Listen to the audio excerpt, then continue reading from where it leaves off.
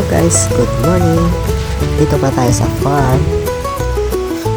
Ito yung pinukulan namin ng gulay. Dito yung tangkong na pinagawa pagkain ng baboy at saka yung pagkain ng tao.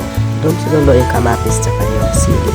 At dito naman guys sa kapila, dyan yung taniman ng pakwan saka melon.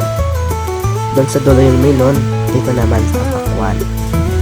Siguro mga 1 month na yun guys, pero yung pakwan natin malapit na mamunga, tsaka yung melon natin doon medyo yun yung namulaklak na din, baka mga next week mamunga na yun.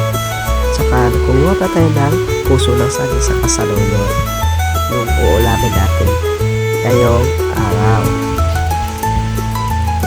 Naglalakad tayo guys papunta doon sa pula natin sa parkingan ng pinakingan natin motor doon sa may store banda.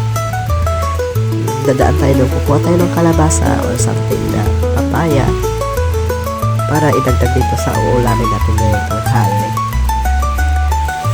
Lagyan ng isda, either F2 or yung fresh na isda lang talaga guys yung ilagay natin. Pero pag lalakadin mo mula dito hanggang bahay, mga 5 to 10 minutes lang naman siguro.